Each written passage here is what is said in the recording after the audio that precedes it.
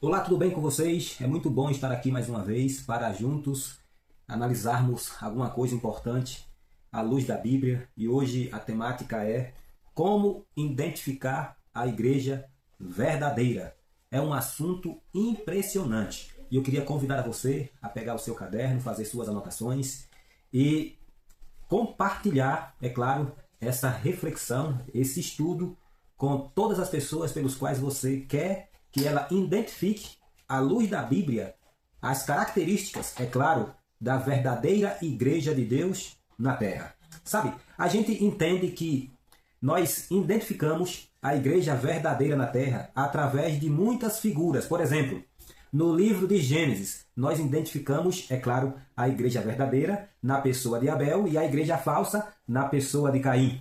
A gente identificamos a igreja verdadeira na pessoa de Sansão e a igreja falsa na pessoa de Dalila. E assim sucessivamente. Nós identificamos a igreja verdadeira na figura do caminho estreito, pelos quais Jesus falou em Mateus capítulo 7, e a igreja falsa na figura do caminho largo. Nós também encontramos também na linguagem da porta, a porta estreita e a porta aberta, ou a porta larga. A porta estreita conduz à vida e a porta larga conduz à perdição. E assim por diante, nós encontramos a igreja verdadeira, é claro, na pessoa do Senhor Jesus, que é a cabeça da igreja, e encontramos a igreja falsa na pessoa de Satanás. Porém, é muito claro também, o próprio Cristo disse isso, nós encontramos a igreja verdadeira na pessoa do trigo e a igreja falsa na pessoa do joio. Enfim, e assim sucessivamente. Porém, o que nós iremos analisar hoje são as belas características da igreja verdadeira citada na Bíblia. A Bíblia apresenta a característica da igreja verdadeira. No entanto, quando você lê a Bíblia, do livro do Gênesis, é claro, até o livro do Apocalipse, a gente vai perceber que para Deus não existe 30, 40, 50, 3 mil, 30 mil religiões, igrejas. Não, para Deus só existe duas. A verdadeira igreja, que é a igreja de Deus, ou a igreja falsa, que é a igreja do inimigo. Somente duas igrejas. E a gente percebe isso como? É só ler capítulo 12 do livro do Apocalipse. Você vai ver ali Deus falando sobre a igreja verdadeira. No livro do Apocalipse, na figura da mulher. Na figura de outra mulher, no capítulo 17, você analisando ali o capítulo, você vai entender que ali Deus está também mostrando a figura da mulher falsa, ou seja, da igreja falsa, Babilônia. E assim por diante. Mas a Bíblia, ela deixa muito claro que houve uma peleja e uma guerra no céu. Essa guerra, ela se iniciou, é claro, através de um anjo querubim da guarda, um anjo de luz. Exatamente isso. Ele levantou uma rebelião contra o governo de Deus, no céu. Você encontra isso em qual capítulo da Bíblia? Capítulo 12 do livro do Apocalipse, do verso 7 ao verso 9. Você pode ler ali que você vai encontrar exatamente isso que eu estou a falar. Satanás, é claro, ainda na figura de um anjo, se rebelou contra o governo de Deus no céu, é claro, e levantou-se uma perseguição. E daí então ele enganou uma terça parte dos anjos e foi expulso o grande dragão, a antiga serpente, que se chama diabo, Satanás. A Bíblia também apresenta uma guerra que Satanás levantou contra quem? Contra Jesus. Isso é isso mesmo. Ele já tentou matar Jesus. Quando Jesus nasceu ali, a gente percebe que houve uma ordem expressa pelos os líderes, é claro, que estavam no poder naquela época governamental, pedindo aos seus liderados que eles matassem todas as crianças até 2 anos de idade, com a intenção de matar quem? Jesus. E quem, extingou o coração desses homens, a não ser o que? Satanás. A Bíblia também fala da batalha, da guerra contra o povo de Deus. E aqui eu começo a apresentar coisas importantes para você em relação às características para nós identificar o povo verdadeiro de Deus na terra, ou seja, a igreja verdadeira de Deus na terra. E eu queria que você anotasse ponto por ponto. Por exemplo, no capítulo 12 e verso 13 do Apocalipse, você vai perceber que Satanás fez guerra também contra o povo de Deus, tentando destruir o povo de Deus da face da terra. Ele tentou destruir a igreja pela fúria da perseguição, matando, torturando, enfim. E ele usou,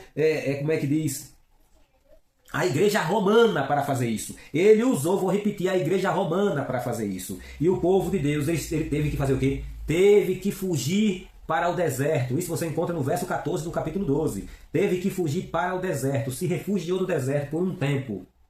E a Bíblia é clara em falar sobre isso, irmãos. E depois eles retornaram depois de um tempo e a igreja de Deus continuou pelejando contra o mal que assedia a humanidade. E o papel da igreja é isso, pelejar contra o mal, contra o pecado, ensinar as pessoas que há um Salvador. Esse é um aspecto importante para nós iniciar aqui, é claro, as características da igreja de Deus na terra. Entendemos o quê? Que a igreja de Deus na terra, ela tem um fundamento. E o fundamento da igreja e a cabeça da igreja é quem? É Jesus, é Cristo Jesus. Porém, em 2 Timóteo capítulo 3, versos 16 e 17, nós entendemos que a igreja de Deus, ela acredita que toda a escritura ela é inspirada por Deus. E é através das escrituras que nós conhecemos a vontade do Criador, conhecemos a vontade de Deus. Nós cremos na Bíblia, toda a escritura sagrada. Esse é um ponto importante. O outro ponto é que a igreja de Deus na terra, ela acredita piamente na salvação, não por obras, mas sim a salvação pela graça. Sim, a graça, um dom imerecido, como diz Efésios capítulo 2, verso 8. E esse dom imerecido é quem? É Jesus Cristo, o Senhor. É Ele mesmo. Não há salvação em nenhum outro lugar, a não ser na pessoa de quem? Do Senhor Jesus. E a igreja verdadeira de Deus na terra prega isso, exatamente, vive isso, a igreja do Senhor na terra. Outro ponto importante é o que realmente hoje tem se levantado um ponto de controvérsia no mundo religioso. É o número de pessoas que estão se levantando hoje, pregando e crendo que a lei de Deus foi abolida. Mas quando nós vamos para João, capítulo 14, verso 15, olha o que Cristo diz lá: se me amais, guardarei os meus mandamentos. Assim como Deus provou o seu amor enviando Cristo para morrer na cruz por todos nós, nós também provamos o nosso amor guardando os mandamentos. E quando você vai para Apocalipse capítulo 12, verso 17, você vai perceber que a principal característica da igreja verdadeira é a guarda dos mandamentos. Lá está escrito que Satanás irou-se contra a mulher. Mulher em profecia é igreja. Traduzindo, irou-se Satanás contra a mulher e foi pelejar com os restantes da sua descendência. Aí agora o texto diz: os que guardam os mandamentos de Deus e têm o testemunho de Jesus. É o que está escrito, queridos. A igreja tem o testemunho de Jesus e guarda o quê? Os mandamentos. Então, cremos que a lei de Deus, a lei moral, ela é vigente para ser guardada o quê? Nos dias de hoje. E a igreja também de Deus também teria no tempo do fim o dom profético. E quando você lê o verso 17 do capítulo 2, você vai ver ali a palavra testemunho de Jesus. E quando você vai lá para o Apocalipse capítulo 19, verso 10, lá responde que o testemunho de Jesus é o espírito da profecia. Então a última igreja de Deus na terra, a igreja verdadeira, a que guarda os mandamentos de Deus, teria também o dom profético. Sabe, queridos, outras coisas importantes. Cremos também na guarda do sábado. Isaías 58, verso 13. Ezequiel capítulo 20, verso 12, verso 20 novamente, você vai encontrar ali, especialmente nas palavras do profeta Ezequiel, que o sábado é um sinal de Deus em seu povo, por glória. Você também vê em Isaías o cuidado que nós devemos ter na guarda desse dia, não falando palavras vãs e também não fazendo a nossa própria vontade nesse dia que é o dia de quê? Do Senhor. Lá está bem claro isso. E nós acreditamos também na vigência, é claro, do sábado, na guarda do sábado como dia de repouso, de santificação, um dia que nós devemos descansar, tanto fisicamente como também espiritualmente no Senhor. A verdadeira igreja também de Deus na terra, ela seria um movimento mundial. É o que eu estou a falar para você. Seria um movimento mundial. Mateus capítulo 24, verso 14 e Apocalipse capítulo 14, verso 6. E nós entendemos que de fato nós precisamos ser um movimento mundial. E nós já alcançamos mais de 200 países no planeta. Já tem presença do povo de Deus. Oh glória, louvado seja o nome do Senhor. Por fim, a igreja também, ela também teria como uma das principais crenças, o princípio de saúde. A igreja de Deus na terra cuida do templo do Espírito Santo, como diz 1 Coríntios capítulo 3, verso 16 e 17 e 1 Coríntios capítulo 6, verso 19 e 20. Ali o apóstolo Paulo, ele mostra claramente que o templo do Espírito Santo é todos aqueles que aceitam Jesus como Salvador e vive uma vida de consagração, uma vida santa. E o texto diz que aquele que destruir o templo do Espírito Santo, Deus o destruirá. Queridos, eu queria chamar a tua atenção para algo especial. Aqui você aprendeu junto comigo as características da Igreja de Deus na Terra. E você precisa conhecer essas características e assim, eventualmente, você vai conhecer qual é a Igreja de Deus na Terra que se preocupa com tudo isso e procura guardar tudo isso. E você precisa tomar uma decisão ao lado, é claro, desse povo, ou seja, dessas verdades. Enfim, e assim honrar o chamado de Deus na sua vida. Deus está fazendo um convite especial para você se tornar membro da Igreja de Deus na Terra.